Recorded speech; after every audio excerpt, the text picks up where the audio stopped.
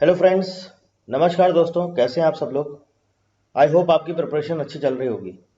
Economics का हमारा पहला लेक्चर कंप्लीट हो गया, इंट्रोडक्शन और साथ में कुछ एमसीक्यूज। इसके बाद 5 ईयर प्लान, इकोनॉमिक प्लानिंग और नेशनल इनकम। अब आज के इस लेक्चर में हम पूरे एक ही लेक्चर में आपको 5 ईयर प्लान, इकोनॉमिक प्लानिंग और नेशनल इनकम, इससे रिलेटेड जितने भी एमसीक्यूज बनते हैं सारे के सारे आज एक ही लेक्चर में कंप्लीट कर देंगे। अब देखिए, मैं आपसे बस एक ही चीज बोलूंगा, एक तो अपने नोट्स बना के चलिए, दूसरा थ्योरी पर जरूर ध्यान दीजिए। थ्योरी को सबसे अच्छे से पढ़िए, वो इसलिए क्योंकि कभी कभी क्या होता है, हो सकता है मुझे 35-40 या एटलीस्ट 40 क्वेश्चन सॉल्व कराने पर कभी कभी इतना टाइम नहीं रहता है, तो हो सकता है मैं 20-25 ही क्वेश्चन आपको सॉल्व करवा पाऊँ एक ही लेक्चर में। तो कम से कम एटलीस्ट अगर आपने थ्योरी पढ़ा हुआ है तो आपसे कुछ भी पूछ लिया जाए आप सॉल्व तो कर सकते हो। वैसे मैं कोशिश कर रहा हूँ कि आपको पूरा डिटेल में पढ़ाऊँ, जितने भी इंपॉर्टेंट क्वेश्चंस बन रहे हैं वो सारे कोशिश कर रहा हूँ आपको सॉल्व कराऊँ, लेकिन कभी कभी ऐसा हो जाता है नहीं इतना टाइम मिल पाता है। कोशिश पूरी है, कोशिश जारी है, मैं आपको ज़्यादा से ज़्यादा कराऊंगा, लेकिन कभी कभी हो सकता है कि मैं 4-5 क्वेश्चन छूट जाए या 4-5 क्वेश्चन एक्स्ट्रा नहीं करा पाऊँ। तो आप थ्योरी ज़रूर अच्छे से पढ़िएगा, ऐसा मत करिएगा कि सिर्फ एमसीक्यूज वाले आप वीडियोस देख रहे हैं, बस आप सिर्फ ये सॉल्व करके चले गए तो आपने सोचा एग्जाम क्वालिफाई हो जाएगा, ऐसे नहीं होगा। इसलिए आपको थ्योरी पढ़ना होगा। तो चलिए टाइम नहीं वेस्ट करते हैं, आज हम लोग क्या डिस्कस करेंगे, इकोनॉमिक प्लानिंग, 5 ईयर प्लान्स और इसके साथ साथ नेशनल इनकम। इससे रिलेटेड जितने एमसीक्यूज बनते हैं सारे के सारे जो भी इंपॉर्टेंट है वो आज डिस्कस कर लेंगे। चलिए देखते हैं हमारा पहला क्वेश्चन क्या है। फर्स्ट क्वेश्चन कहता है, national development council was set up in, कब बना है, किस ईयर में बना है। पढ़ा ही होगा आप सबने। करेक्ट आंसर है ऑप्शन डी, 1952। थ्योरी वाला आप पार्ट देखिएगा, वहां पर मैंने डिस्कस किया। और थोड़ा सा अगर आपको एक बार और रिवीजन करना है तो मैं एक बार और बता देता हूँ। आप सबको पता होगा जैसे कि 15 मार्च 1950 1950 को आपका क्या बना था, प्लानिंग कमीशन। ठीक है, आपको पता होगा एनपीसी ने 1949 में, एनपीसी क्या है, नेशनल प्लानिंग कमेटी, जिसके हेड थे जवाहरलाल नेहरू, उन्होंने 1949 में एनपीसी ने एक रिपोर्ट सबमिट करी थी। उन्होंने बोला था एक प्लानिंग कमीशन होना चाहिए, नेशनल डेवलपमेंट काउंसिल होना चाहिए फर्स्ट, और जो 5 ईयर प्लान्स हैं इनको सबको पूरा एक तरह से उसका रोड मैप तैयार किया था। उसके बाद क्या हुआ, 1950 में प्लानिंग कमीशन बन गया। और उसके बाद 1952 में अगर आपसे डेट पूछ लेता है तो डेट भी आपको ध्यान रखनी है, 6 अगस्त 1952 को आपका नेशनल डेवलपमेंट काउंसिल बन गया, यानी कि एनडीसी। कब बन गया, 6 अगस्त 1952। प्लानिंग कमीशन कब बना है, 15 मार्च 1950 को। अब देखिए इन दोनों में फर्क क्या है, एक ये एनडीसी है, मैं आपको यहाँ पर क्लियर समझा देता हूँ, एनडीसी और ये प्लानिंग कमीशन। दोनों के चेयरमैन कौन होते हैं, प्राइम मिनिस्टर। दोनों के चेयरमैन कौन होते हैं, प्राइम मिनिस्टर। यानी कि एनडीसी के चेयरमैन आज की डेट में कौन है, नरेंद्र मोदी। ठीक है, मैं यहाँ पर लिख देता हूँ, एनडीसी और प्लानिंग कमीशन, इन दोनों के आपके जो चेयरमैन होते हैं, ये चेयरमैन कौन होता है, चेयरमैन होता है प्राइम मिनिस्टर। लेकिन आपको पता होगा जो प्लानिंग कमीशन था, ये प्लानिंग कमीशन 2014 में हटा दिया गया, मतलब कि बंद कर दिया गया, डिसॉल्व हो गया। कब किया गया ये प्लानिंग कमीशन जो है हमारा, 17 अगस्त 2014 को डिसॉल्व हो गया। और इसकी जगह पर नया क्या आ गया, इसकी जगह पर नया आ गया नीति आयोग। क्या आ गया, नीति आयोग। अब देखिए इसको समझिए, नीति आयोग क्या है, national institution for transforming India. ठीक है, प्लानिंग कमीशन और एनडीसी में मेजर आप जो बेसिक डिफरेंस है वो क्या है। प्लानिंग कमीशन क्या करता है, 5 ईयर प्लान्स बनाता था। प्लानिंग कमीशन 5 ईयर प्लान्स बनाता था, ड्राफ्ट तैयार करता था। एनडीसी उसको फाइनलाइज करता था, मतलब एनडीसी पूरा उसको फाइनल अप्रूवल देता था, कैसे क्या इंप्लीमेंट करना है, कैसे उसको हमारी कंट्री में कैसे सारी चीजें डिस्ट्रीब्यूट करनी है, रिसोर्सेज कैसे एलोकेट करने हैं, किस तरह से इंप्लीमेंट करना है, एक तरह से पूरा फाइनल अप्रूवल देता था आपको एनडीसी। तो समझ गए, 5 ईयर प्लान्स बनाता कौन था, प्लानिंग कमीशन। फाइनल अप्रूवल कौन देता है, एनडीसी।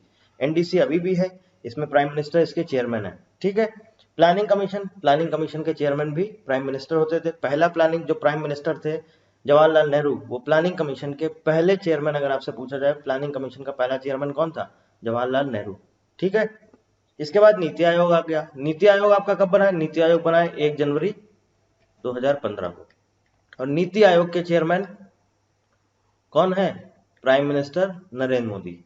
ठीक है, चलते हैं अगले क्वेश्चन पर। Economic planning is a subject, 4 option दिए गए, in the union list, in the state list, in the concurrent list और unspecified in any special list.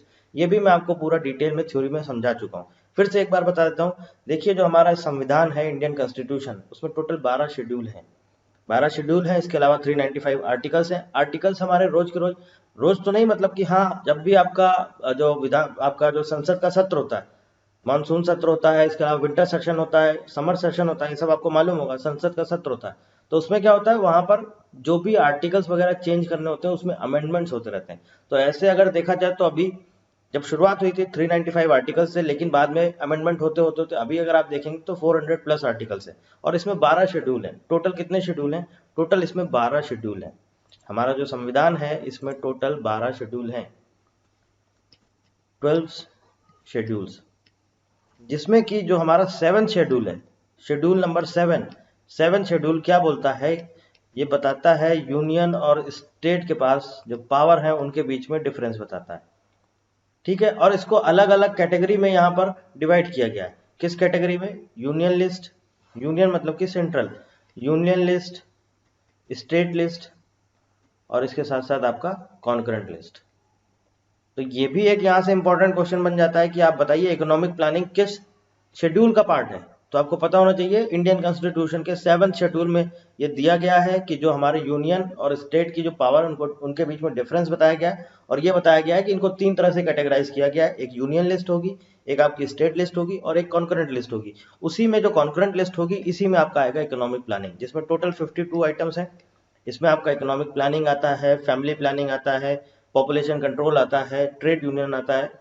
Total 52 items हैं ऐसे, उसी में से एक आता है आपका इकोनॉमिक प्लानिंग। तो करेक्ट आंसर आपका option C, in the concurrent list. तो आपको ये भी पता होना चाहिए कि इकोनॉमिक प्लानिंग किस में आता है, कॉन्करेंट लिस्ट में आता है, और कहाँ पर आता है? 7 शेड्यूल में आता है। 7 शेड्यूल में ये साफ साफ स्पेसिफाई है यूनियन और स्टेट की जो अलग अलग जो उन्होंने वहां पर परिभाषा दी है कि किसके पास कौन कौन सी पावर होनी चाहिए। वहां पर 3 अलग अलग तरह से कैटेगराइज किया है, यूनियन लिस्ट है, स्टेट लिस्ट है, कॉन्करेंट लिस्ट है, मतलब कौन कौन सी चीजें किस किस लिस्ट में होंगी ये वहां पर क्लियर मेंशन है 7th शेड्यूल में। ठीक है, यहाँ तक क्लियर हो गया। चलते हैं अगले क्वेश्चन पर। Question number 3, for internal financing of 5-year plans the government depends on. जो 5-year प्लान्स बनते थे, इनकी जो इंटरनल फाइनेंसिंग होती थी, मतलब एक तरह से आर्थिक रूप से जो मदद होती थी, वो किस पर बेस, सरकार किस पर निर्भर होती थी? गवर्नमेंट डिपेंड्स ऑन किस पर निर्भर होती थी? सिर्फ और सिर्फ टैक्स पर, ओनली टैक्सेशन। पूरी तरह से जो 5-year प्लान्स बनते थे किस पर डिपेंड होते थे? पूरी तरह से टैक्सेशन पर। उनकी जो फाइनेंसिंग होती थी वो किस पर डिपेंड होती थी? पूरी तरह से टैक्स पर। Question number 4, the national development council gets its administrative support from. NDC को एडमिनिस्ट्रेटिव सपोर्ट कहां से मिलता था? करेक्ट आंसर है आपका ऑप्शन ए, प्लानिंग कमीशन। कहां से मिलता था एडमिनिस्ट्रेटिव सपोर्ट? प्लानिंग कमीशन से। पूरी तरह से प्लानिंग कमीशन बोलता था आप ये सब करिए, आप इसको 5-year प्लान हमने बना दिया है, आप देखिए, आप इसको पूरा फाइनल अप्रूवल दीजिए, बाकी पूरी तरह से हमारी तरफ से पूरा आपको सपोर्ट रहेगा। आपको जो कुछ भी मदद चाहिए वो हम पूरी तरह से आपकी मदद करेंगे। तो एनडीसी को पूरी तरह से एडमिनिस्ट्रेटिव सपोर्ट कहां से मिलता था? एनडीसी को मिलता था प्लानिंग कमीशन से। ठीक है। Question number 5, the planning commission was, क्या था? एक मिनिस्ट्री थी, एक मंत्रालय था, एक गवर्नमेंट का डिपार्टमेंट था, एक एडवाइजरी बॉडी था, या फिर एक ऑटोनोमस कॉर्पोरेशन था? ऑटोनोमस मैंने आपको बता ही दिया था।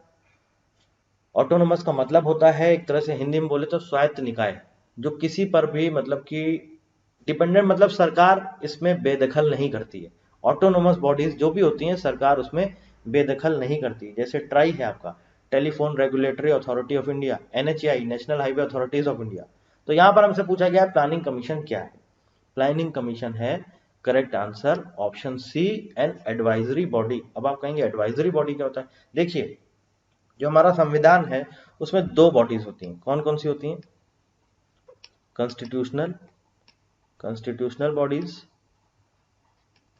और दूसरी होती है non constitutional bodies. Non constitutional bodies, या इसको हम ये भी बोलते थे, नॉन कॉन्स्टिट्यूशनल बॉडीज को इसको हम ये भी बोलते थे एक्स्ट्रा कॉन्स्टिट्यूशनल बॉडीज, या फिर एडवाइजरी बॉडीज। कॉन्स्टिट्यूशनल बॉडीज वो होती हैं जो कि इंडियन कॉन्स्टिट्यूशन में डिफाइन हैं, जो कि इंडियन कॉन्स्टिट्यूशन, भारतीय संविधान में मिल जाएंगी आपको constitutional bodies. Non constitutional bodies वो होती हैं जो कि इंडियन कॉन्स्टिट्यूशन या भारतीय संविधान में डिफाइन नहीं है, उनका कहीं पर भी एक तरह से क्या बोलते हैं उसको, कहीं पर भी उनका एक तरह से आप ये समझिए डिफाइन नहीं है, मतलब कि कहीं पर भी उनको परिभाषित नहीं किया गया है।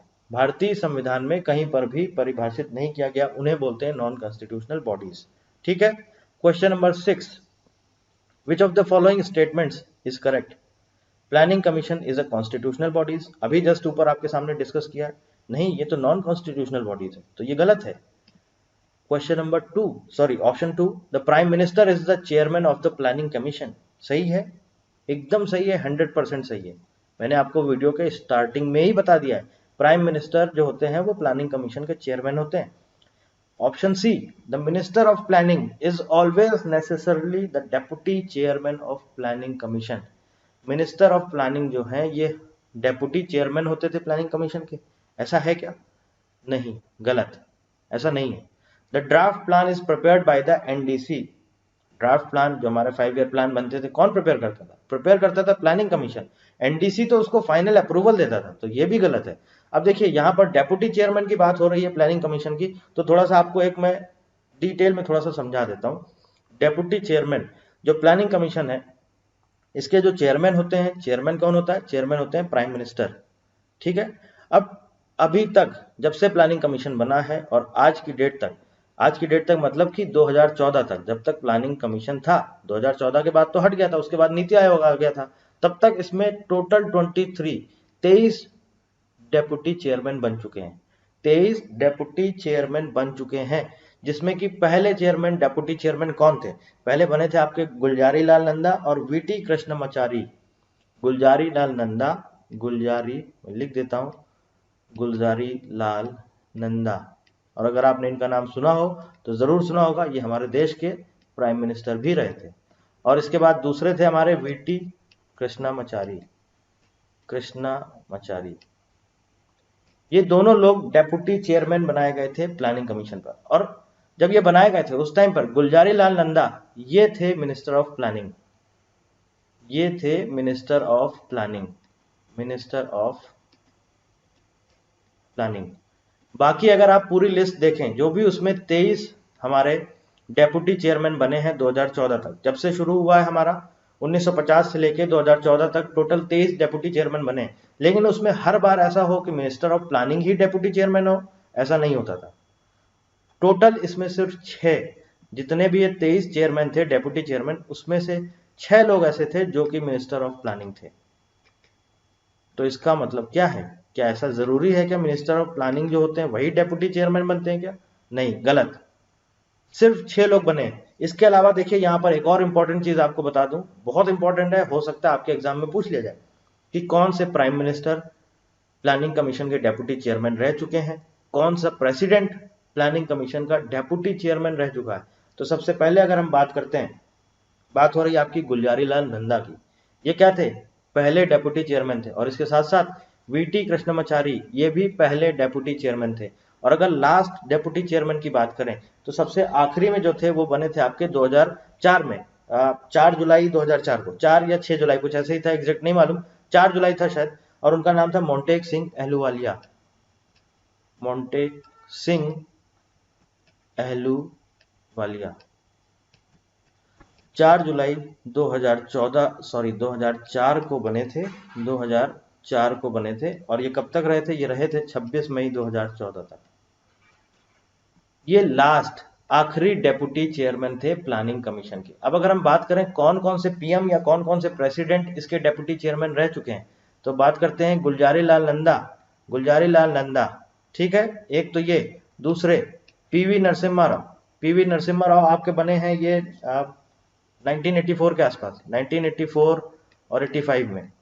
इसके बाद तीसरे थे हमारे मनमोहन सिंह, मनमोहन सिंह ये आपके बने हैं 1985 से लेके 1987 तक, 1985 से लेके 1987 तक। मतलब कि ये 3 पर्सन ऐसे थे जो कि बाद में हमारे देश के प्रधानमंत्री बने। कौन कौन? गुलजारी लाल नंदा, पीवी नरसिम्हा राव और मनमोहन सिंह। आपसे हो सकता है एग्जाम में पूछ लिया जाए कि 4 ऑप्शन दे देगा, बताइए इसमें से कौन डेप्यूटी चेयरमैन था, या 4 सिर्फ प्राइम मिनिस्टर के नाम लिख देगा और आपसे पूछेगा बताइए इसमें से कौन सा प्राइम मिनिस्टर प्लानिंग कमीशन का डेप्यूटी चेयरमैन रह चुका है। तो आपने पढ़ा ही नहीं होगा तो आप कहां से आंसर कर पाएंगे। तो आप समझ गए, ये 3 लोग थे, गुलजारी लाल नंदा, पीवी नरसिम्हा राव, मनमोहन सिंह, जो कि प्लानिंग कमीशन के डेप्यूटी चेयरमैन भी रहे। इसके अलावा हमारे देश के एक राष्ट्रपति थे, वो भी प्लानिंग कमीशन के डेप्यूटी चेयरमैन रह चुके हैं। उनका नाम है मिस्टर प्रणब मुखर्जी। प्रणब मुखर्जी, और ये रहे थे आपके 1991 से 1996 तक प्लानिंग कमीशन के डेप्यूटी चेयरमैन रह चुके हैं। समझ गए आप? 3 प्राइम मिनिस्टर और 1 प्रेसिडेंट। और पहले कौन थे? गुलजारी लाल नंदा, वीटी कृष्णमाचारी, और आखिरी कौन थे? मोंटेक सिंह अहलूवालिया। अब आपको समझ में आ गया? तो क्वेश्चन नंबर 6 क्या कह रहा है? Which of the following statement is correct? Planning commission एक कॉन्स्टिट्यूशनल बॉडी था या है? नहीं। Question number 2, prime minister is the chairman of the planning commission. Sorry, option 2 एकदम सही है। Option 3, the minister of planning is always necessarily the deputy chairman of planning. जी नहीं, बिल्कुल गलत है, क्योंकि अगर हम पूरी लिस्ट देखें तो वहां पर 23 डेप्यूटी चेयरमैन बने, जिसमें से सिर्फ 6 मिनिस्टर ऑफ प्लानिंग रहे थे। ठीक है। Question number 4, sorry option 4, the draft plan is prepared by the national development council. जी नहीं, प्लानिंग कमीशन बनाता था और उसके बाद एनडीसी उसको फाइनल अप्रूवल देता था। ठीक है। अब आप यहां पर देखिए, एक ही क्वेश्चन से रिलेटेड मैंने आपको कितना इंपॉर्टेंट चीजें मैंने अपने आपसे यहां पर इंफॉर्मेशन शेयर कर दी। बहुत सारे क्वेश्चंस यहीं से बन जाते हैं। ठीक है, चलते हैं क्वेश्चन नंबर 7 की तरफ। क्या कहता है question number 7? 70% of working population of India is engaged in. अगर आपने इकोनॉमी का लेक्चर हमारा पीछे का देखा होगा, जहां पर मैंने आपको बताया था इकोनॉमी के कौन कौन से सेक्टर्स होते हैं। प्राइमरी सेक्टर होता है, सेकेंडरी सेक्टर होता है, टर्शियरी सेक्टर्स होता है। तो अगर हिंदुस्तान की बात करें, हिंदुस्तान में, इंडिया में जो प्राइमरी सेक्टर है वो क्या है आपका? प्राइमरी सेक्टर है आपका agriculture. 70% of working population of India is engaged in. Option B, primary sector, पूरी तरह से इस पर निर्भर है, प्राइमरी सेक्टर पर। ठीक है। Question number 8, economic survey is published by. Economic survey किसके द्वारा पब्लिश किया जाता है? Planning commission, government of India, Indian statistical institute, या फिर ministry of finance? Correct answer है option A, ministry of finance. अब आज की डेट में कौन है फाइनेंस मिनिस्टर? आपको पता होना चाहिए, निर्मला सीतारमण। ठीक है। राज्यसभा से मेंबर ऑफ पार्लियामेंट है। ठीक। चलते हैं क्वेश्चन नंबर 9 की तरफ। Who is called the father of economics? बहुत आसान सा क्वेश्चन है। फादर ऑफ इकोनॉमिक्स किसे कहा जाता है? Option C, Adam Smith. Already पहले आपको बता चुका हूं। देखिए, इकोनॉमिक्स यहां पर मैंने आपको बताया था, 2 अलग अलग टाइप होते हैं। कौन कौन से? माइक्रो और मैक्रो। माइक्रो इकोनॉमिक्स का फादर किसे कहा जाता है? एडम स्मिथ को। और यही फादर ऑफ इकोनॉमिक्स थे और यही फादर ऑफ कैपिटलिज्म थे। मैक्रो इकोनॉमिक्स का फादर किसे कहा जाता है? J.M. कीन्स,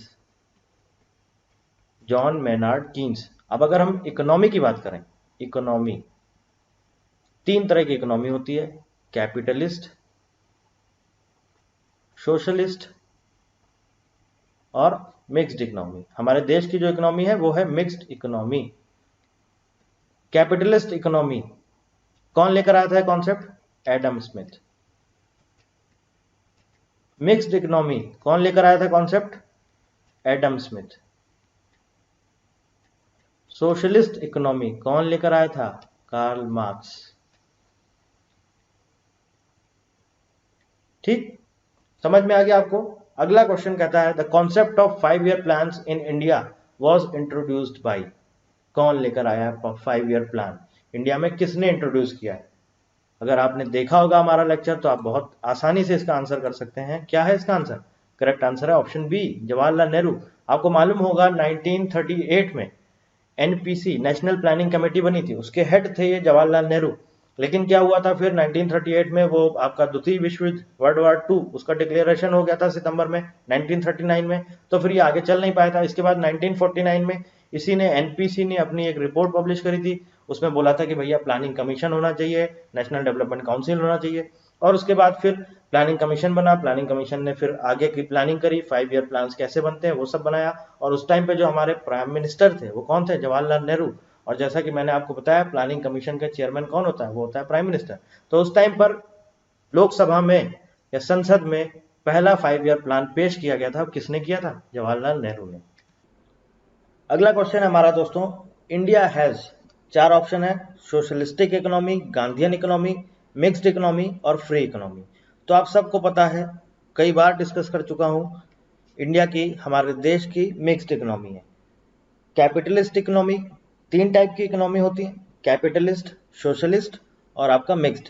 कैपिटलिस्ट किस किस कंट्री में है? यूरोपियन कंट्रीज हो गई, यूएसए हो गया, यूके हो गया, फ्रांस हो गया, वहां पर आपकी हमारी कैपिटलिस्ट इकोनॉमी। कैपिटलिस्ट मतलब कि कैपिटल पर किसी एक इंडिविजुअल पर्सन पर बेस्ड होती है।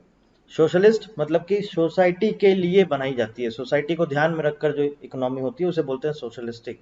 और मिक्स्ड मतलब कि private plus government, private plus government दोनों का कंट्रीब्यूशन रहता है। सोशलिस्टिक इकोनॉमी में सिर्फ गवर्नमेंट का रहता है, और जो आपका कैपिटलिस्ट होती है उसमें सिर्फ कैपिटलिस्ट मतलब कि बिजनेसमैन या इंडिविजुअल हम बोल सकते हैं। तो करेक्ट आंसर है option C, mixed economy. Question number 12, India opted for mixed economy in, कब इंडिया ने ये मिक्स्ड इकोनॉमी ऑप्ट किया था? Option A, framing of the constitution, जब कॉन्स्टिट्यूशन बन रहा था, या फिर सेकंड 5 ईयर प्लान के दौरान, या फिर इंडस्ट्रियल पॉलिसी आई थी 1948 में उस टाइम पर, या फिर none of these. Correct answer है option C, industrial policy of 1948। जी हाँ, 1948 में ये इंडस्ट्रियल पॉलिसी आई थी, इंडस्ट्रियल पॉलिसी आई थी आपकी 1948 में।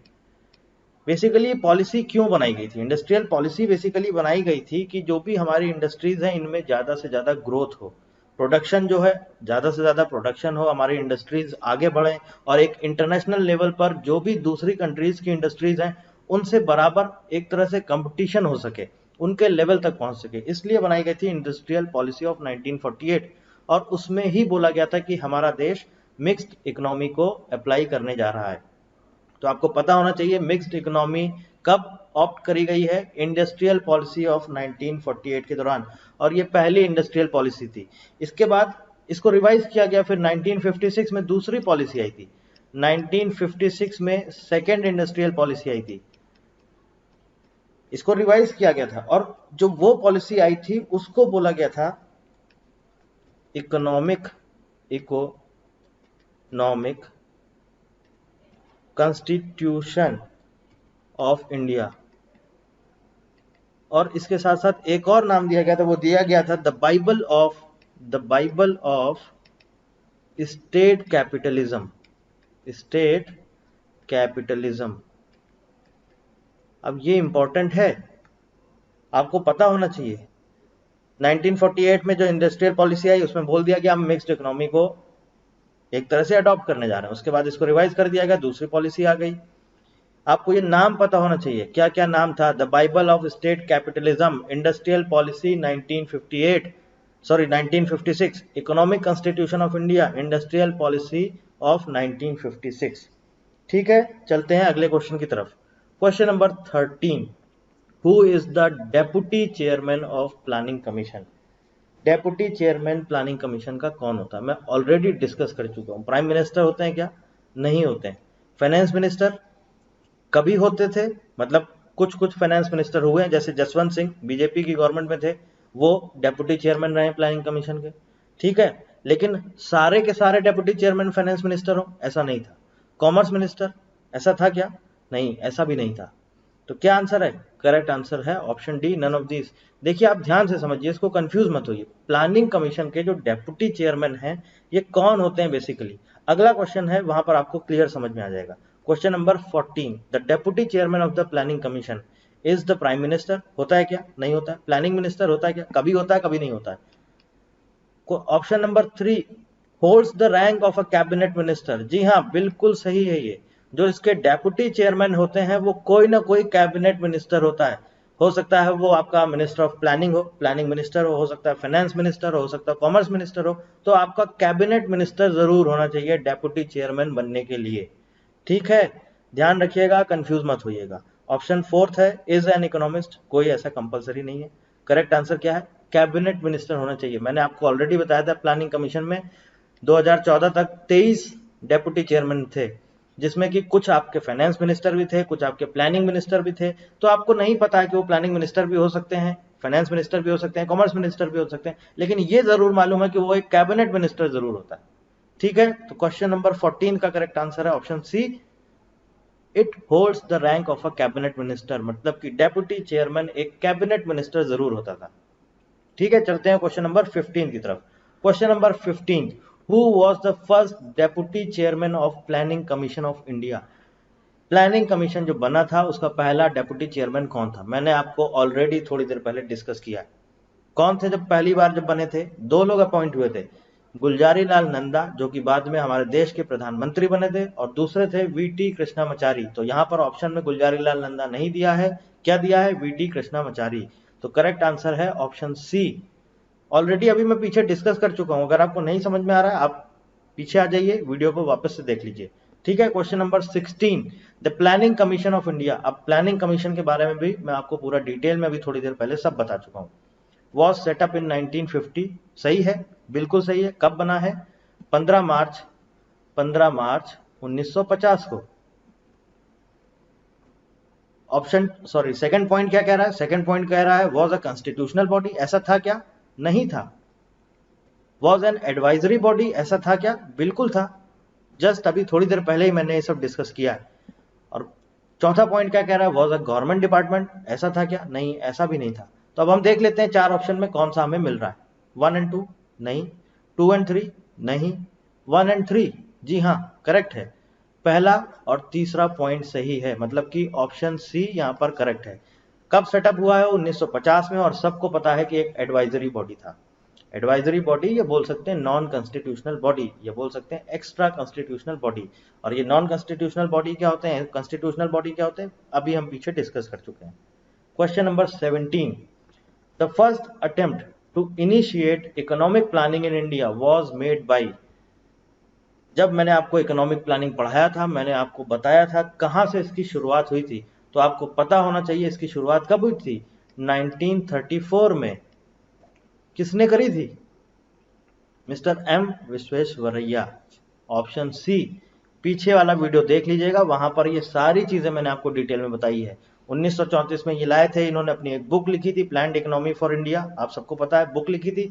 बुक में लिखना, इन्होंने क्या बोला था, प्रपोजल दिया था। 10 साल का एक तरह से इन्होंने प्रपोजल दिया था, मतलब 10 ईयर हमारा फाइनेंस जो आपका 5 ईयर प्लान जो आपके बन रहे थे, उसके लिए इन्होंने बोला था हम वैसा नहीं रखते हैं, हम 10 साल का पूरा एक इकोनॉमिक पूरा एक प्लान देते हैं, लेकिन वो फेल हो गया था। 1938 में फिर एनपीसी बन गई थी, नेशनल प्लानिंग कमेटी, जिसके हेड थे या चीफ थे जवाहरलाल नेहरू।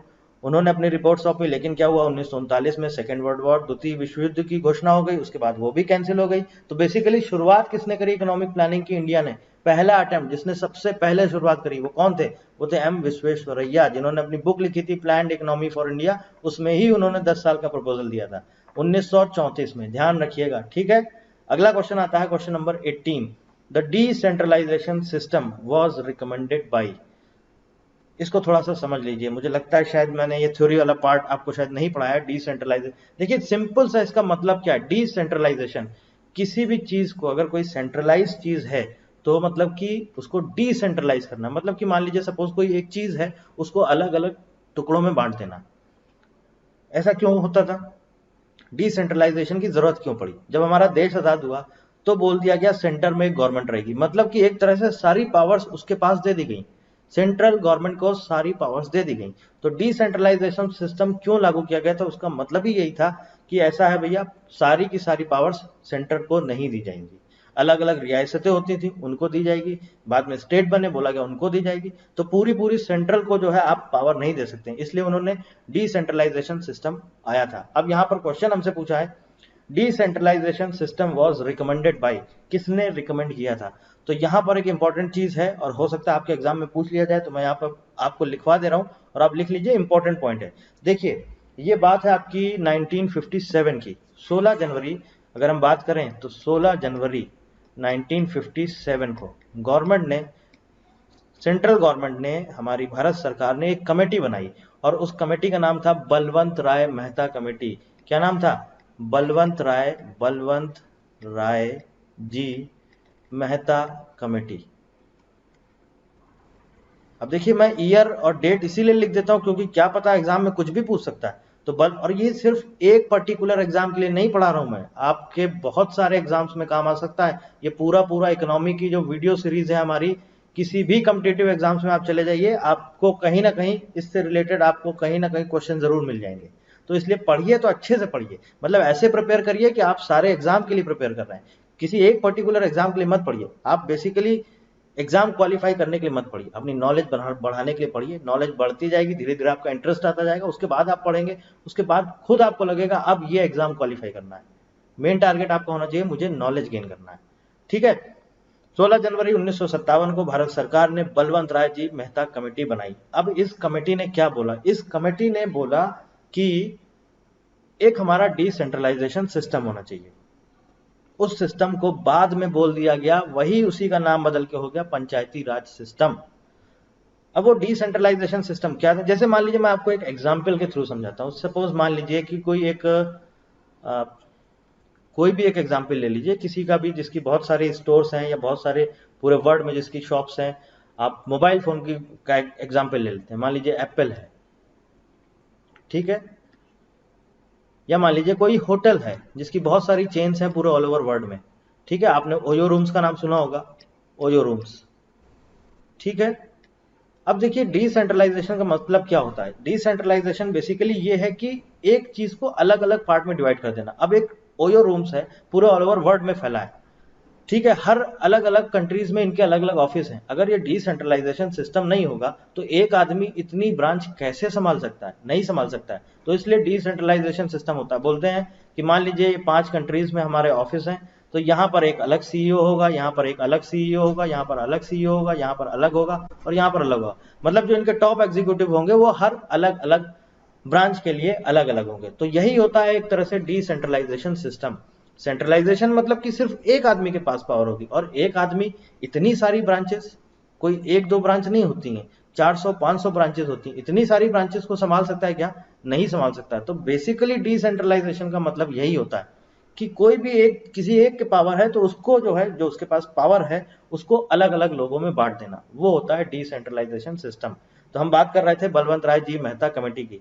16 जनवरी 1957 को सरकार ने एक कमेटी बनाई। इसके बाद इन्होंने क्या किया? आई थिंक नवंबर 1957 में अपनी एक रिपोर्ट सौंपी। और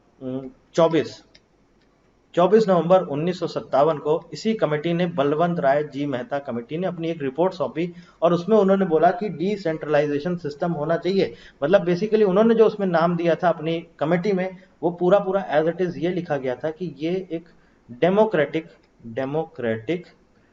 डिसेंट्रलाइजेशन सिस्टम को इन्होंने रिकमेंड किया कि ऐसा होना चाहिए। क्यों होना चाहिए? मैंने आपको बता दिया कि एक के पास पावर नहीं होनी चाहिए, उसको पावर को डिस्ट्रीब्यूट करना चाहिए, ठीक है। यही बाद में बदल के नाम हो गया पंचायती राज सिस्टम।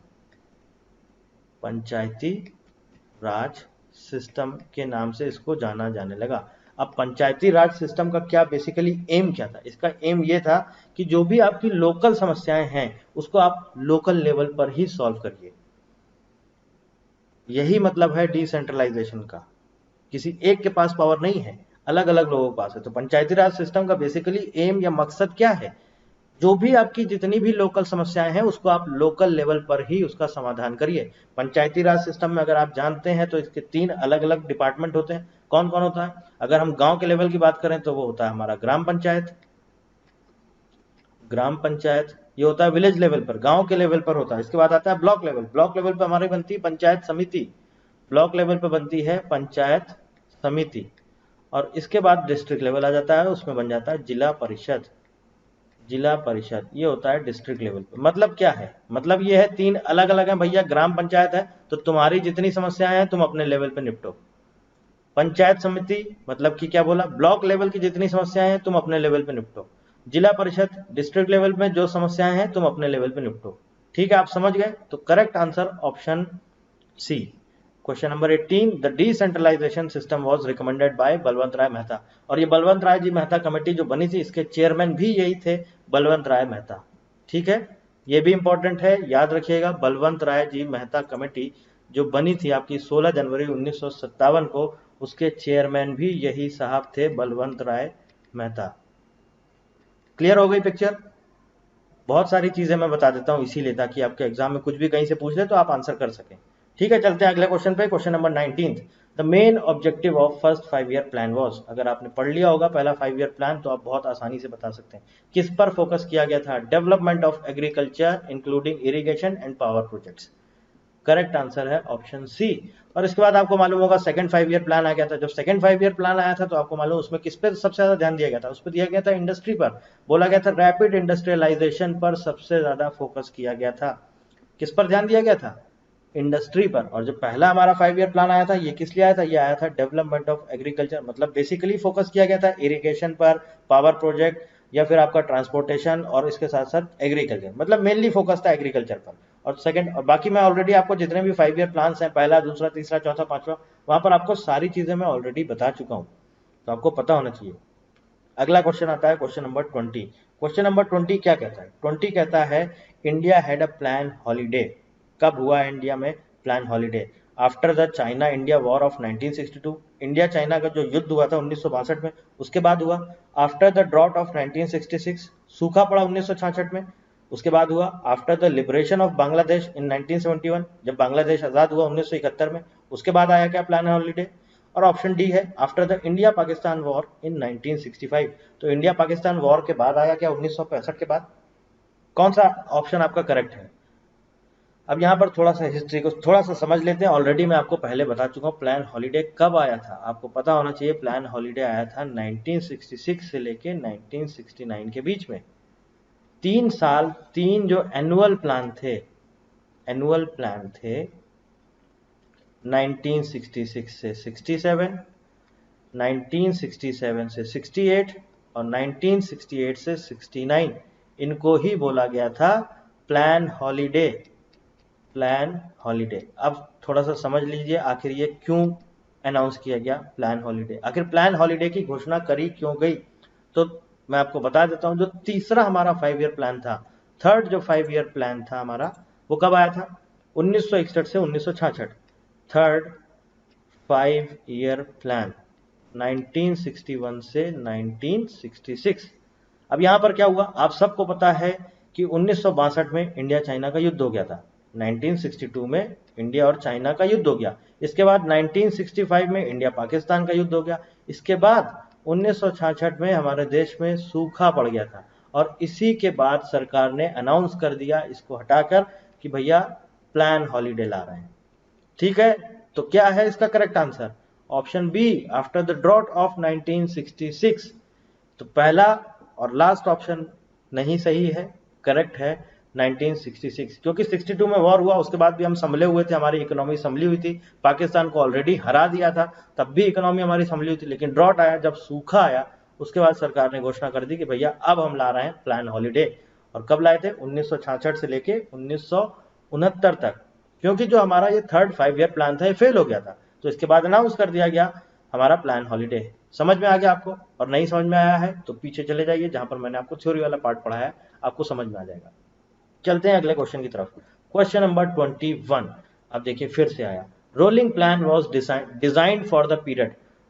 अभी तक हम किसकी बात कर रहे थे? अभी तक हम लोग बात कर रहे थे प्लान हॉलीडे की। अब आ गया रोलिंग प्लान। अब रोलिंग प्लान कब आया था? अगर आपने थ्योरी पढ़ी है पीछे तो आप बिना देखे सोचे समझे विद इन सेकेंड इसका आंसर कर सकते हैं। चलिए हम थोड़ा सा यहाँ पर डिस्कस कर लेते हैं। देखिए जो आपका प्लान आया था, कौन सा आपका पांचवा प्लान, 1974 से 1978 वही आया था ना आपका? 1974 से और 78, फिफ्थ पांचवा 5 ईयर प्लान, ये आपका आया था 1974 से 1978। और यहाँ पर आपको पता होगा कि 1975 में हमारे देश में क्या हुआ था? इमरजेंसी लग गई थी, इमरजेंसी। इसके बाद आप देखिए यहाँ पर रोलिंग प्लान बेसिकली लाया कौन था और रोलिंग प्लान आया कब था? तो 1974 से 1978 तक हमारा चला पांचवा 5 ईयर प्लान। इसके बाद क्या हुआ? इसके बाद एक नई सरकार आ गई। कौन सी सरकार आ गई? जनता पार्टी की। कांग्रेस की सरकार गिर गई, नई सरकार बना ली जनता पार्टी ने। और जनता पार्टी के जो चीफ थे, मुखिया थे, क्या नाम था उनका? मोरारजी देसाई। मोरारजी देसाई ये बने थे प्रधानमंत्री। इनकी सरकार आई थी और इन्होंने उसको, जो ये पांचवा 5 ईयर प्लान था, इसको रिजेक्ट कर दिया था। और रिजेक्ट करने के बाद इन्होंने बोल दिया कि भैया हम ला रहे हैं अपना रोलिंग प्लान। क्या ला रहे हैं? Rolling plan. 5 साल के लिए, अगले 5 साल के लिए 1978 से लेके 1983 तक, 1978 से लेके 1983 तक के लिए हम ला रहे हैं रोलिंग प्लान। कांग्रेस की सरकार चली गई, जनता पार्टी की सरकार आ गई, मोरारजी देसाई प्रधानमंत्री थे, उन्होंने 5वां 5 ईयर प्लान को रिजेक्ट कर दिया, बोले नहीं ये नहीं चलेगा, हम अपना ला रहे हैं रोलिंग प्लान, वो चलेगा अगले 5 साल। अब यहां पर एक और इंपॉर्टेंट चीज आपको बता दूं, नोट कर लीजिए, मोरारजी देसाई फर्स्ट, पहले non Congress prime minister of India. ठीक है, ये सब जनरल नॉलेज भी यहां पर आपका कवर होता है। पहले नॉन कांग्रेसी प्राइम मिनिस्टर थे आजाद भारत के, मोरारजी देसाई। इनकी सरकार आई 1978 में, इन्होंने बोल दिया कि हमारा जो आपका 5वां 5 ईयर प्लान है ये रिजेक्ट हम कर रहे हैं, हम अपना ला रहे हैं रोलिंग प्लान, 5 साल के लिए रहेगा। लेकिन क्या हुआ, 1978 से 1980 तक ही चल पाया। क्यों चल पाया, क्योंकि 1980 में इनकी सरकार चली गई। किसकी सरकार आ गई, वापस से कांग्रेस की सरकार आ गई। और कौन आ गया था उस टाइम पर, इंदिरा गांधी। ठीक है, 1969 से 74 जब आप 1969 से 74 जब आपका चौथा 5 ईयर प्लान था, तब इंदिरा गांधी उस टाइम पर भी प्राइम मिनिस्टर थी। उसके बाद जब 1978 से 1983 तक इन्होंने बोला जनता पार्टी ने कि हम अपना 5 साल के लिए रोलिंग प्लान ला रहे हैं, लेकिन 2 साल बाद इनकी सरकार गिर गई, वापस से कांग्रेस की सरकार आ गई, इंदिरा गांधी प्रधानमंत्री बन गई, उन्होंने रोलिंग प्लान को हटा दिया, बोले हटाइए आप इसको, रिजेक्ट कर दीजिए, और वो अपना लेके आ गई 6th 5 ईयर प्लान, एक नया 6th 5 ईयर प्लान लेके आ गई। 6th 5 ईयर प्लान आपको पता होना चाहिए कब से कब तक चला था, 1980 से 1985 तक। आ गया समझ में, क्लियर? रोलिंग प्लान कौन लेकर आया, क्यों लेके आया, सारी चीजें बता दी। Question number 22, the strategy of rolling plan was adopted during the prime ministership of. अभी सब कुछ डिस्कस कर लिया है, 4 ऑप्शन आपके सामने हैं, करेक्ट आंसर क्या है, ऑप्शन सी, मोरारजी देसाई। समझ गए आप? कोई भी कंफ्यूजन है, कुछ भी है, पीछे चले जाइए, थोड़ा सा थ्योरी को पढ़ लीजिए, आपको सारे डाउट्स क्लियर हो जाएंगे। आगे आ जाते हैं क्वेश्चन नंबर 23 की तरफ। क्वेश्चन नंबर 23, कई बार इसके बारे में डिस्कस कर चुका हूं। Who wrote the book planned economy for India, किसने लिखी है? ये वही महानुभाव हैं जिन्होंने इकोनॉमिक प्लानिंग की, हमारे देश में शुरुआत करी। Option A, M Visvesvaraya. ठीक है, question number 24, which of the following bodies finalises the 5 year plan proposals, discuss कर चुके हैं थोड़ी देर पहले। क्वेश्चन नंबर 24 क्या कह रहा है, इनमें से कौन सी बॉडी है जो 5 ईयर प्लान को फाइनल करती है, फाइनलाइज करती है? प्लानिंग कमीशन करता है क्या? जी नहीं करता, प्लानिंग कमीशन नहीं करता। प्लानिंग कमीशन तो 5 ईयर प्लान बनाता है, उसके बाद उसको फाइनलाइज कौन करता है? वो करता है national development council. Correct answer option C, national development council, जिसके बारे में काफी कुछ मैं आपको पीछे डिटेल में समझा चुका हूं। ठीक है, चलते हैं क्वेश्चन नंबर 25। फिर से एक बार आराम से पढ़िए, नहीं समझ में आता है वीडियो को पॉज कर लीजिए, थोड़ा सा देखिए, थोड़ा सा समझिए। आपने अगर थ्योरी वाला पार्ट देखा होगा ना, तो आपको क्वेश्चन में इतना टाइम लगेगा ही नहीं। लेकिन मैं क्या हूं कि एक्चुअली क्वेश्चन आता है तो वहां पर अगर कोई ऐसा टर्म आता है जो आपको नहीं बताया है या लगता है कि बताना चाहिए, तो मैं ऑलरेडी उसको डिस्कस करता हूं। अगर आपको नहीं समझ में आता है, वीडियो को पॉज कर लिया करिए, वापस से चले जाइए, थ्योरी को एक बार फिर से रिवाइज कर लीजिए। मैं इसीलिए बोलता हूं अपने नोट्स बना के चलिए। क्यों बना के चलिए? क्योंकि अब आपके पास इतना टाइम थोड़ी कि आप बार बार वीडियोज ही देखते रहेंगे। आपको क्या पता मैंने किस टाइम पर इस टॉपिक को डिस्कस किया, नहीं पता ना, तो अपने नोट्स बना के चलेंगे। तुरंत कॉपी खोलिए, अच्छा हाँ उस टाइम पर बताया था, अच्छा हाँ एनडीसी कब बना था, सब कुछ आपको क्लियर समझ में आ जाएगा अगर आपके प्रॉपर नोट्स बने होंगे। ठीक है, चलते हैं क्वेश्चन नंबर 25, और ये हमारा लास्ट क्वेश्चन है। क्वेश्चन नंबर 25 कहता है, who among the following was the first chairman of the planning commission. बहुत ही आसान सा क्वेश्चन है, करेक्ट आंसर है ऑप्शन बी, पंडित जवाहरलाल नेहरू। इन्होंने ही पहला, ये चेयरमैन थे प्लानिंग कमीशन के, इसके साथ साथ जो पहला हमारा फर्स्ट 5 ईयर प्लान बना था, इसको संसद में पेश किया था जवाहरलाल नेहरू। और आपको पता होना चाहिए, मैं कई बार आपको बता चुका हूं, 1938 में एनपीसी, नेशनल प्लानिंग कमेटी बनी थी। उसके चीफ कौन थे? उसके चीफ भी यही थे, जवाहरलाल नेहरू, आजाद भारत के पहले प्रधानमंत्री। ठीक, अब देखिए, जो कुछ भी मैंने आपको क्वेश्चंस कराए हैं, जितनी भी आपको थ्योरी पढ़ा दी है, चाहे वो आपका इकोनॉमिक्स का बेसिक्स हो, चाहे वो आपका इंडियन इकोनॉमी के बारे में पढ़ाया हो, चाहे वो आपका 5 ईयर प्लान्स हो, इकोनॉमिक प्लानिंग हो, चाहे वो आपका नेशनल इनकम हो, इन सारे के सारे आप पढ़िए और उसके बाद ये वापस से क्वेश्चंस पर आइए और कोशिश करिए कि पहले आप थ्योरी पढ़ लीजिए, बाद में क्वेश्चंस पर आइए, ताकि आप क्वेश्चन खुद से सॉल्व करिए और उसके बाद आप देख लीजिए कि कहां पर क्या प्रॉब्लम आ रही है। सो आई होप अभी तक आपकी प्रिपरेशन बहुत अच्छी चल रही होगी। इसी एक तरह से बोलते हैं ना कि इसको बरकरार रखिए, कम मत होने दीजिए, चाहे कुछ भी हो जाए हमको हारना नहीं है, एग्जाम क्वालिफाई करना है। समझ गए आप? हमको हारना नहीं है, चाहे कुछ भी हो जाए, चाहे जितनी मेहनत लगे, मेहनत करेंगे। तो देखिए दोस्तों, हम लोग क्या क्या कर चुके हैं। इकोनॉमिक प्लानिंग पर बेस्ड एमसीक्यूज कर लिए, 5 ईयर प्लान्स पर बेस्ड एमसीक्यूज कर लिए। अब हम लोग करेंगे नेशनल इनकम पर बेस्ड एमसीक्यूज। बहुत आसान आसान से क्वेश्चन पूछे जाते हैं। अगर आपने नेशनल इनकम को ध्यान से पढ़ा है, अच्छे से थ्योरी पढ़ी है, तो आप इसके सारे एमसीक्यूज बहुत आसानी से सॉल्व कर सकते हैं। चलिए देखते हैं हमारा फर्स्ट क्वेश्चन क्या है। पहला क्वेश्चन है, the average income of the country is. 4 option दिए गए, पर capita income, disposable income, inflation rate, real national income. ये इन्फ्लेशन क्या होता है अभी आगे हम आपको जब करेंसी और इन्फ्लेशन के बारे में पढ़ाएंगे तब वहां पर आपको सारी चीजें बताएंगे। एवरेज इनकम क्या होता है? तो करेक्ट आंसर है ऑप्शन ए, पर कैपिटा इनकम। अगर आपने पढ़ा होगा तो मैंने आपको पहले ऑलरेडी बताया हुआ है, पर कैपिटा इनकम को ही एवरेज इनकम भी बोलते हैं। एवरेज इनकम आपसे पूछा जाता है, अगर एवरेज इनकम ऑफ इंडिया बताइए, तो इसका मतलब है वो आपसे पूछ रहा है पर कैपिटा इनकम ऑफ इंडिया, पर कैपिटा इनकम। ठीक है, और ये कैसे कैलकुलेट की जाती है मैं ऑलरेडी आपको बता चुका हूं। Per capita income is equal to क्या होता है? National income divided by population. National income divided by population. अब देखिए यहाँ पर national income divided by population है, तो मान लीजिए किसी पर्टिकुलर कंट्री का निकालना है, तो उस कंट्री का हम नेशनल इनकम निकालेंगे और उस कंट्री का जितना पॉपुलेशन होगा उससे डिवाइड कर देंगे, तो हमें क्या मिल जाएगा? पर कैपिटा इनकम। मान लीजिए किसी स्टेट का चाहिए, जैसे मान लीजिए सपोज आपको मध्य प्रदेश का चाहिए, तो मध्य प्रदेश का जितना हमारा नेशनल इनकम होगा वो, और उसको डिवाइड कर देंगे जितनी मध्य प्रदेश की पॉपुलेशन है, तो क्या निकल आएगा हमारा? पर कैपिटा इनकम। किसका निकल आएगा? मध्य प्रदेश का। और अगर कंट्री की बात करेंगे तो पूरी कंट्री की पॉपुलेशन से डिवाइड करेंगे। थोड़ा सा डेफिनेशन यहाँ पर आप समझ लीजिए, पीसीआई का क्या डेफिनेशन है। पर कैपिटा इनकम पीसीआई और average income measures the average income earned per person in a given area in a specified year, या इसे हम बोल सकते हैं in a financial year, in a financial year। ठीक है, क्या कह रहा है? पीसीआई, पर कैपिटा इनकम और एवरेज इनकम, यानी कि आपको यह समझ में आ जाना चाहिए, पर कैपिटा इनकम को ही एवरेज इनकम भी बोलते हैं।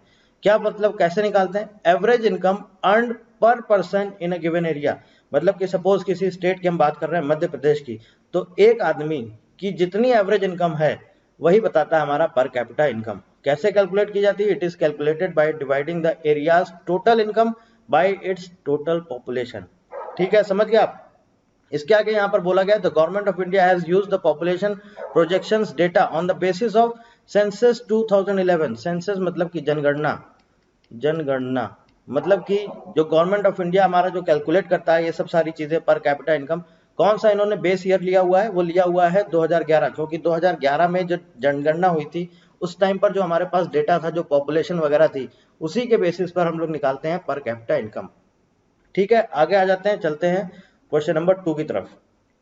यही कह रहा है हमारा question number 2, what base year is used to calculate per capita income in India. क्या है करेक्ट आंसर? ऑप्शन बी 2011-12, क्योंकि 2011 में ही जनगणना हुई थी, सेंसस 2011 का ही डेटा हमारे पास है और उसी के बेसिस पर हम लोग पर कैपिटा इनकम को कैलकुलेट करते हैं। चलते हैं क्वेश्चन नंबर 3 की तरफ। At present how much is India's पर capita income based on market price. आज की डेट में इंडिया का पर कैपिटा इनकम कितना है? करेक्ट आंसर है ऑप्शन सी 1,28,829। 1,28,829। अभी मैं आपको फिगर दिखा दूंगा डेटा, आप इस डेटा को याद कर लीजिएगा, इंपॉर्टेंट डेटा है। Question number 4, the financial year in India is. India में फाइनेंशियल ईयर कब से कब तक होता है? 1 अप्रैल से 31 मार्च, 1 जनवरी से 31 दिसंबर, 1 मार्च से 30 अप्रैल, या फिर 16 मार्च से 15 मार्च। तो आपको पता होना चाहिए हमारे देश का, इंडिया का जो फाइनेंशियल ईयर होता है वो कब से कब तक होता है? वो होता है आपका 1 अप्रैल से लेके और 31 मार्च तक। ठीक है, करेक्ट आंसर है ऑप्शन ए।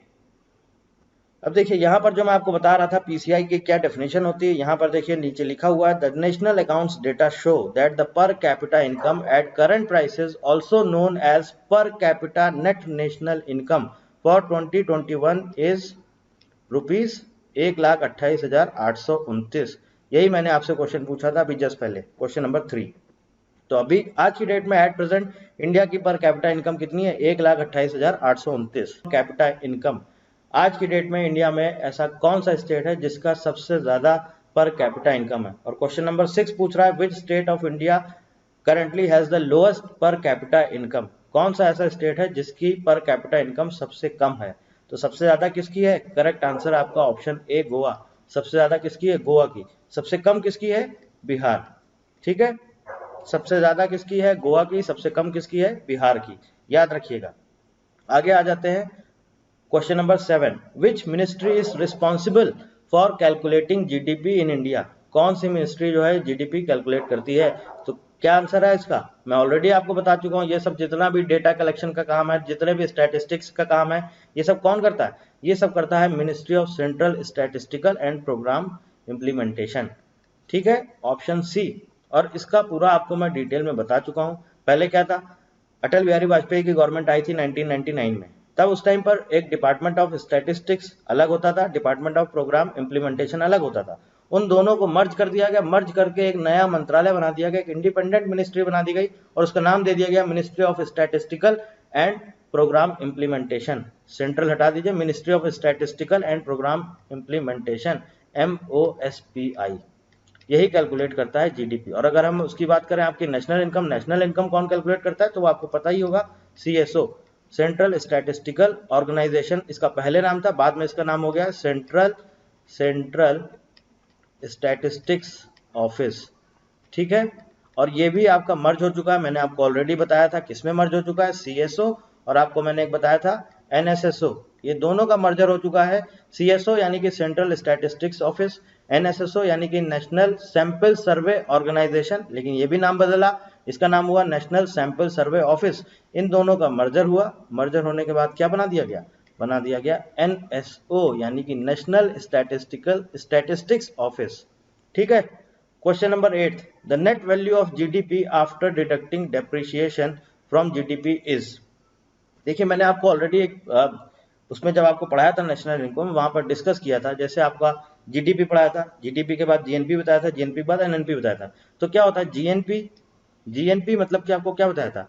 ग्रॉस नेशनल प्रोडक्ट, जिसमें हम जब हम इसमें डेप्रिसिएशन माइनस कर देते हैं, डेप्रिसिएशन को माइनस कर देते हैं, डेप्रिसिएशन अभी बताता हूं आपको क्या होता है, तो क्या निकल के आ जाता है? एनएनपी यानी कि नेट नेशनल प्रोडक्ट।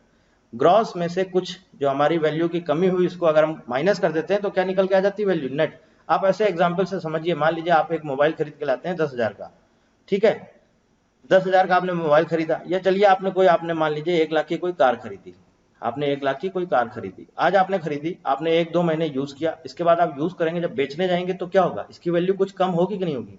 जो लेने आएगा देखेगा आपकी गाड़ी में कहीं पर स्क्रैच पड़ा हुआ है, कहीं कोई पार्ट मिसिंग है, कहीं पर कोई चीज कमी है, तो क्या होगा? इसकी वैल्यू कम होगी, उसी को बोलते हैं डेप्रिसिएशन। हो सकता है कि वो आपसे बोले कि इसमें ये नहीं है, इसमें ये नहीं है, इसमें ये स्क्रैच है, इसमें ये खर्चा आएगा, इसमें ये खर्चा आएगा, तो कहेगा कि ऐसा करिए, आप मुझे दे दीजिए 70,000 रुपए में। तो इसका मतलब क्या हुआ? 30,000 रुपए आपकी कार की वैल्यू कम हो गई। तो ये क्या हुआ? यही तो हुआ डेप्रिसिएशन। तो ये जो ग्रॉस था, ग्रॉस में से जब डेप्रिसिएशन घटाया तो क्या निकल के आता है? निकल के आ जाता है नेट। याद रखिएगा, ग्रॉस में से जब आप डेप्रिसिएशन माइनस करते हैं, डेप्रिसिएशन को माइनस करते हैं, तो क्या निकल के आ जाता है? निकल के आ जाता है नेट। तो अगर हम किसकी बात करी थी हमने यहाँ पर? जीएनपी की, जो मैंने ऑलरेडी आपको बताया था, और शायद जीडीपी वाला मैंने आपको नहीं बताया था, तो देख लीजिए क्या होता है। जीडीपी में से अगर आप डेप्रिसिएशन को माइनस करते हैं, तो मैंने आपको बताया ग्रॉस में से डेप्रिसिएशन माइनस करेंगे तो क्या हो जाएगा? नेट हो जाता है। तो मतलब कि जी से क्या हो जाएगा? एन हो जाएगा, ग्रॉस से नेट हो जाएगा, बाकी वही रहेगा एनडीपी। ठीक है, जैसे यहां पर क्या था? ग्रॉस नेशनल प्रोडक्ट, इसमें से डेप्रिसिएशन माइनस किया तो क्या हो गया? नेट नेशनल प्रोडक्ट हो गया। अब जीडीपी है ग्रॉस डोमेस्टिक प्रोडक्ट, इसमें अगर आप डेप्रिसिएशन माइनस करेंगे तो क्या आ जाएगा? Net domestic product. और यही हमसे क्वेश्चन में पूछ रहा है, the net value of GDP after deducting depreciation from GDP is. अगर जीडीपी से हम डेप्रिसिएशन को घटा देंगे तो क्या बन जाएगा? Net domestic product. Correct answer है ऑप्शन बी।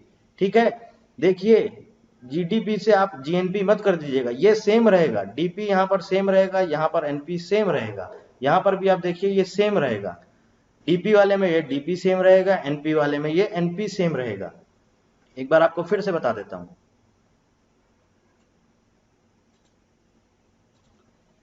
डेप्रिसिएशन की वैल्यू आप कम कर रहे हैं, मतलब कि डेप्रिसिएशन को आप माइनस कर रहे हैं, तो क्या होता है, सिर्फ ग्रॉस जो है ये किस में चेंज हो जाता है, ये हो जाता है नेट में चेंज। बाकी आप डोमेस्टिक प्रोडक्ट है तो डोमेस्टिक ही रहेगा, नेशनल प्रोडक्ट है तो नेशनल ही रहेगा, इसको आप चेंज नहीं कर सकते। तो समझ गए आप, जीडीपी से अगर आप डेप्रिसिएशन को माइनस करेंगे तो क्या निकल के आ जाएगा, एनडीपी, यानी कि नेशनल डोमेस्टिक प्रोडक्ट। ठीक है, चलते हैं क्वेश्चन नंबर 9 की तरफ। क्वेश्चन नंबर 9 क्या कह रहा है, जो ऑलरेडी अभी डिस्कस कर लिया है। When depreciation is deducted from GNP, the net value is, GNP से अगर आप डेप्रिसिएशन को माइनस कर देंगे, डेप्रिसिएशन को माइनस कर देंगे या डिडक्ट कर देंगे तो क्या निकल के आ जाएगा, निकल के आ जाएगा एनएनपी। जीडीपी, जीएनपी क्या होता है मैंने आपको बताया हुआ है, ग्रॉस नेशनल प्रोडक्ट। क्या बन जाएगा, एनएनपी, यानी कि ग्रॉस में से डेप्रिसिएशन माइनस किया, क्या बन गया, नेट। और ये क्या है, ग्रॉस। बाकी एनपी का एनपी ही रहेगा।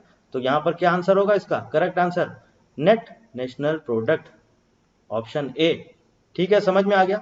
अगला क्वेश्चन कह रहा है the value of national income adjusted for inflation is, क्या बोलते हैं इसे हम, the value of national income adjusted for inflation is, इसे बोलते हैं रियल नेशनल इनकम।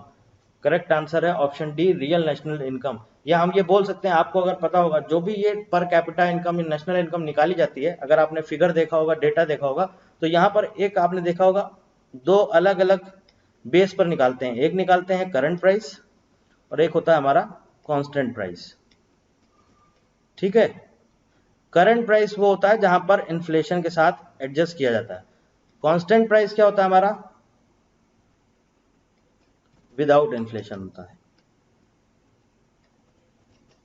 ठीक है,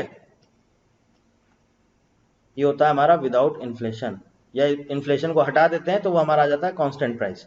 करंट प्राइस क्या होता है, जो आज की डेट पर जो हमारा प्राइस चल रहा है, जो उसके बेसिस पर जो डेटा निकालते हैं, वो होता है हमारा करंट प्राइस। और यहाँ पर इन्फ्लेशन को भी ऐड किया जाता है।